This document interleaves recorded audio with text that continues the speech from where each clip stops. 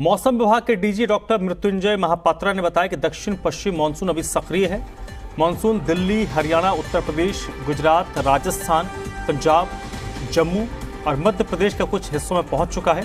ये अगले 2 दिनों में आगे बढ़ेगा और अन्य हिस्सों को भी कवर करेगा। दिल्ली में अधिकतम बारिश 5 सेंटीमीटर दर्ज की गई है और ये अगले 2 दिनों तक जारी रहेगी।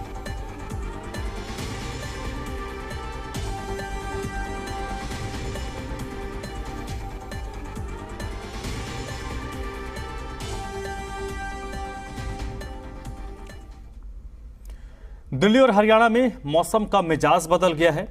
हरियाणा में मौसम विभाग की तरफ से येलो अलर्ट जारी किया गया है और ये अलर्ट सभी जिलों के लिए जारी हुआ है। 29 जून तक हरियाणा के सभी हिस्सों में बारिश के आसार जताए गए हैं। बारिश के साथ साथ आंधी की भी संभावना है। हरियाणा के कुछ हिस्सों में दक्षिणी पश्चिमी मौसम पहुंच चुका है। बंगाल की खाड़ी में कम दबाव का क्षेत्र बनने की वजह से हरियाणा के मौसम में ये बदलाव देखा जा रहा है।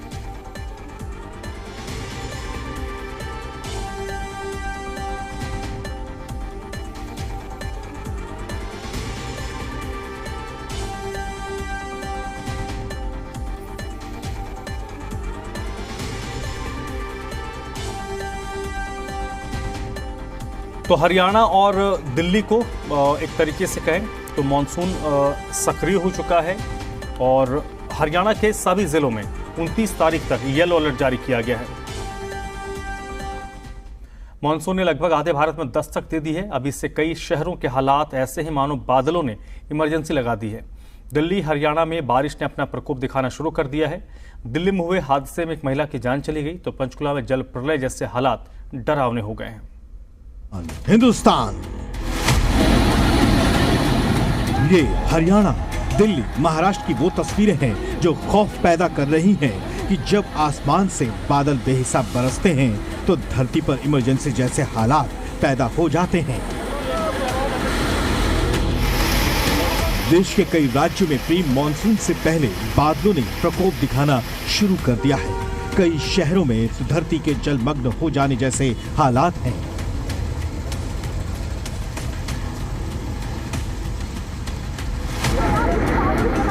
ये तस्वीरें देखिए। अगर जल प्रलय नहीं देखी है तो इन तस्वीरों को देखिए। हरियाणा के पंचकुला के इन तस्वीरों में नहीं पता कि आगे क्या होने वाला था। इन वीडियो में साफ देखा जा सकता है कि घग्गर नदी के तेज बहाव में एक गाड़ी फंसी हुई है, जबकि गाड़ी को संभालने की कोशिश करने वाले लोग अपनी जान की बाजी लगाकर इन्हें बचाने की कोशिश में जुटे हैं। लोग खुद को बचाने के लिए एक रस्सी का सहारा भी ले रहे हैं। इस गाड़ी के अंदर फंसे लोगों को इन लोगों ने बचा लिया। गाड़ी में सवार ये लोग मंदिर में दर्शन करने आए थे, लेकिन तभी बारिश इन पर कहर बनकर टूट पड़ी।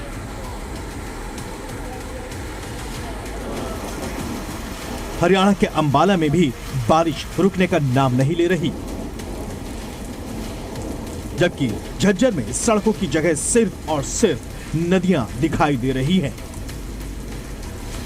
रात से ही बारिश आई हुई है और बारिश ज्यादा आई हुई है, तो इसलिए जल भराव की समस्या आई हुई है शहर में। नहीं भरा हुआ है, मार्केट के अंदर भी है, आप बस स्टैंड साइड में जाइए, किधर भी जाइए, पानी तो हर जगह भरा हुआ है।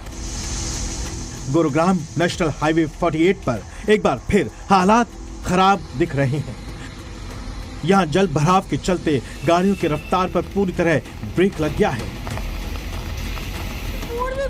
दिल्ली में साक्षी नाम की महिला के माता पिता का रो रो कर बुरा हाल है। इनकी बेटी साक्षी नई दिल्ली रेलवे स्टेशन से चंडीगढ़ जा रही थी, लेकिन एक हादसे ने साक्षी की जान ले ली।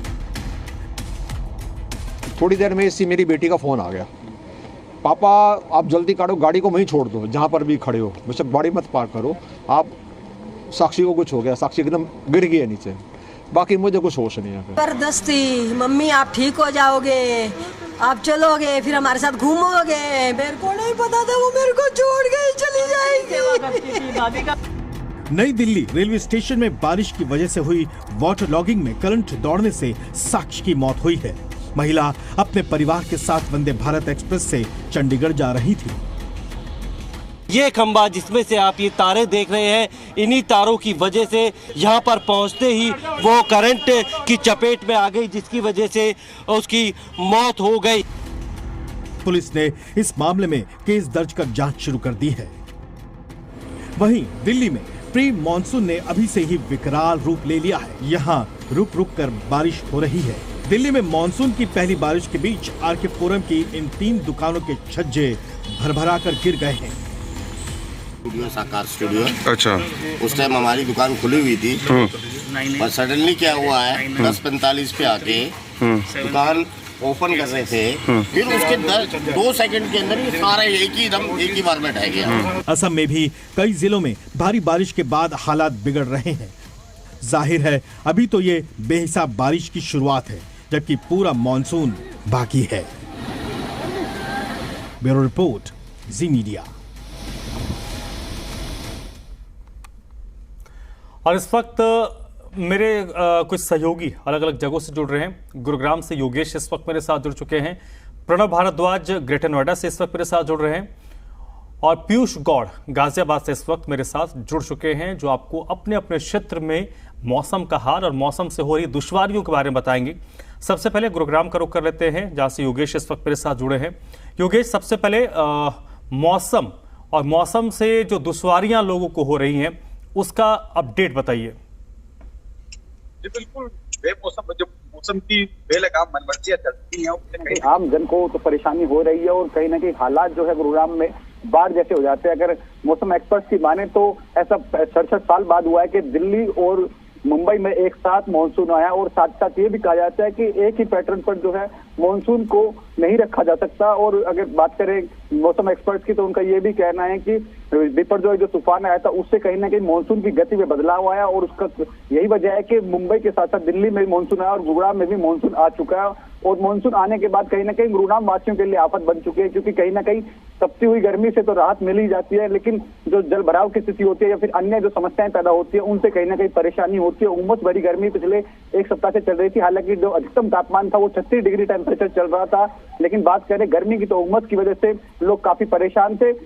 बारिश होने के बाद लोगों को राहत जरूर मिली थी, लेकिन जिस तरह से बाढ़ जैसे हालात गुरुग्राम में हुए, शहर की मुख्य सड़क चौक चौराहों पर जलभराव जो हुआ, उससे अच्छी खासी समस्या का सामना जो है गुरुग्राम वासियों को करना पड़ा। अगर बात करें तो बिजली की, तो बिजली की समस्या से भी लोगों को जूझना पड़ा। अगर कल की बात करें तो सेक्टर 9, 9A, 10, मनोहर नगर, बलदेव नगर, ऐसी सैकड़ों कॉलोनियों में लाइट की समस्या रही। 14 से 6 घंटे के करीब जो है बिजली कटौती रही और उसकी समस्याओं का सामना आम जन को करना पड़ा। और दूसरी तरफ सड़कों की बात करें तो वहां भी जो है जलभराव होने के कारण लोगों को घर से बाहर निकलने में परेशानी हुई। और बात करें जिला प्रशासन की, उन्होंने भी एडवाइजरी जारी की है कि बेवजह जो है घर से बाहर न निकले, क्योंकि आने वाले 5 दिनों में बारिश हो सकती है, ऐसे में जलभराव की समस्या हो सकती है। और अगर जो निचले स्तर के जो इलाके हैं उनमें किसी भी तरह का वाहन या पैदल ना निकले, जलभराव में ना फंसे, साथ ही साथ बिजली के खंभे और पेड़ से दूर रहे, जलभराव की स्थिति से निपटने के लिए काम तैयार। जी प्रणब का रुख कर लेते हैं। प्रणब मेरे साथ ग्रेटर नोएडा से जुड़े हुए हैं।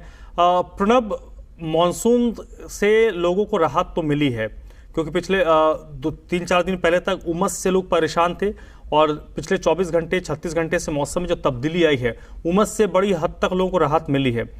लेकिन जो लोग घरों से बाहर निकल रहे हैं उनको काफ़ी परेशानी हो रही होगी। वाटर लॉगिंग की समस्या कहाँ कहाँ पर ग्रेटर नोएडा में है, जाम से किस तरीके से ऑफिस गोइंग के लोगों को जूझना पड़ रहा है, क्योंकि ग्रेटर नोएडा का एक बड़ा इलाका है जहां से लोग नौकरी के लिए नोएडा, दिल्ली और या दूसरे तरफ रुख करते हैं।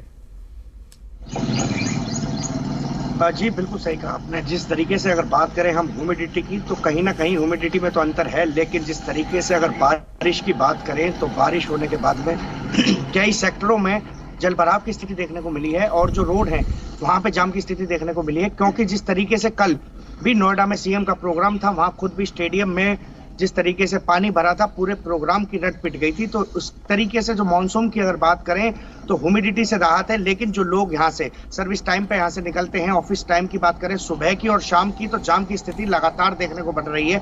बात करें अगर जल भराव की, तो जितने भी अंडर पासिस हैं वहां पे जल भराव देखने को मिलता है, सेक्टर्स में जल भराव देखने को मिलता है। जो मेन जगह, पीक जगह की बात करें, ग्रेटर नोएडा में जो कलेक्ट्रेट है वहां पे जल भराव देखने को मिलता है। और प्राधिकरण से इस बात कई तरीके की बातचीत हुई है कि जिस तरीके से जलभराव की स्थिति देखने को मिल रही है, जो लोग हैं उनको परेशानी होती है जितने भी, क्योंकि ग्रेटर नोएडा से कई लोग कनेक्ट करते हैं, ऑफिस जाते हैं नोएडा, दिल्ली, गुड़गांव के लिए, और ग्रेटर नोएडा रहन सहन है। उसके बाद में जब वहां से निकल के जाते हैं तो हाईवेज पे जो है वो लंबी कतार देखने को मिलती है गाड़ियों की, और जो अंडरपासेस है वहां पे कतार देखने को मिलती है। अंडरपासेस के नीचे कई पानी भर जाता है कई जगहों पर, लेकिन उसके बावजूद भी अगर कार्रवाई की बात करें तो सिर्फ कार्रवाई के नाम पे ढाक के 3 पात नजर आते हैं। तो मानसून जो है वो कहीं ना कहीं ह्यूमिडिटी से तो राहत दे रहा है, लोगों को गर्मी से राहत दे रहा है, लेकिन अगर बात करें जो जल भराव है, वाटर फ्लो है, उससे कहीं ना कहीं राहत नहीं मिल रही है, और जो लोग हैं वो लगातार परेशान दिख रहे हैं। ठीक है प्रणव, आप मेरे साथ बनी रहिएगा, और इस वक्त गाजियाबाद से भी मेरे साथ पीयूष जुड़े हुए हैं। पीयूष, गाजियाबाद की बात करें तो गाजियाबाद में कई ऐसे पॉइंट्स हैं जहां पर अमूमन जाम तो लगता ही है, और ये जाम और खतरनाक उस वक्त हो जाता है जब बारिश होती है और जगह जगह पर जल जमाव होता है। तो कैसे लोगों को मौसम का लुत्फ उठाते हुए इस जाम के झाम से जूझना पड़ रहा है?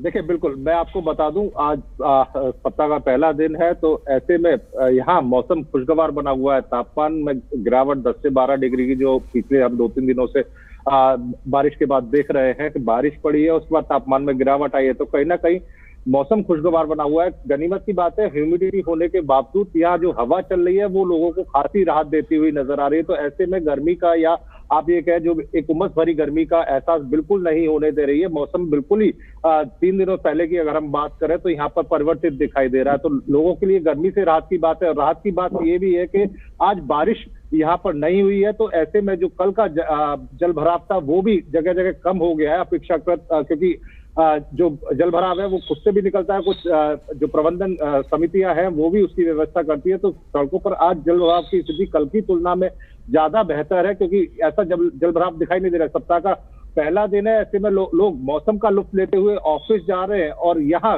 उत्तर प्रदेश की अगर हम बात करें तो 47 जिलों में अलर्ट जारी किया गया है, जहां पर रुक रुक कर या तेज बारिश देखी जा सकती है। तो ऐसे में उम्मीद की जा सकती है कि अब नहीं तो कुछ देर बाद यहाँ गाजियाबाद में भी बारिश होती देखी जाएगी। पर यदि ऐसा पीक आवर से पहले हो जाता है तो जरूर सड़कों पर जाम देखने को मिलेगा, और फिर वही जलभराव और वाटर लॉगिंग की समस्या लोगों को, ऑफिस जाने वाले लोगों को परेशान करती हुई दिखाई देगी। चलिए, बहुत बहुत शुक्रिया आपका पीयूष। प्रणव, बहुत बहुत शुक्रिया आपका भी। योगेश, आपका भी बहुत बहुत शुक्रिया इस पूरी बातचीत के लिए।